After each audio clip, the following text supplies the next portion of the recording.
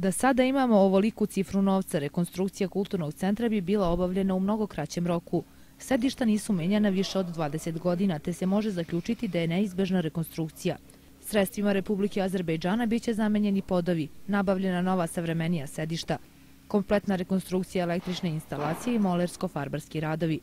Kako je naveo direktor Kulturnog centra Zeni Biberović, početkom marta meseca se očekuje da dvorana bude u potpunosti u funkciji.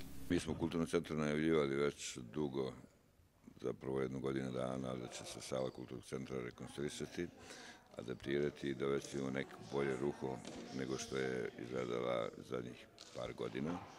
Na našu sreću i zadovoljstvo svih naših sugrađana, evo imamo priliku da i vi i naši gledalci pogledaju da evo u ovih nekoliko dana se vrši završna faza, odnosno skidanje starih dotrajalih stolica koje su već 50 godina služile ovom kulturnom centru i svim onima koji su bili u kulturnom centru, na mnogo događaja i mnogo onoga što se dešavalo u kulturnom centru, a evo i sami vidite koliko je to bilo dotrajali materijali da je zapravo bilo nemoguće sedeti više u ovoj sali.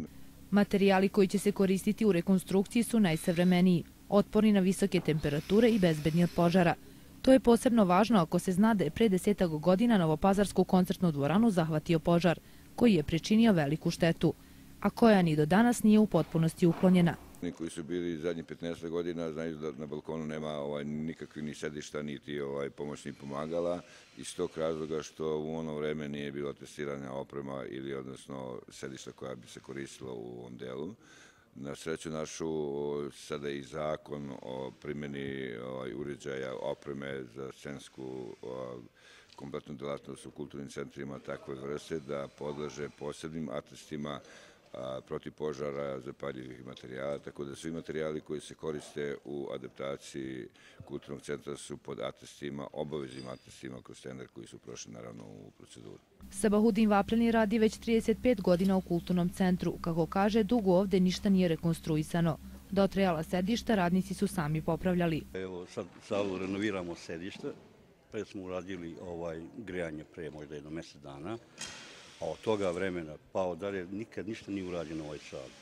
Sad se nadamo da će to da bude mnogo bolje i za publiku da dođe, pozorišne predstave, filmske predstave, da će uslovi da budu drugi.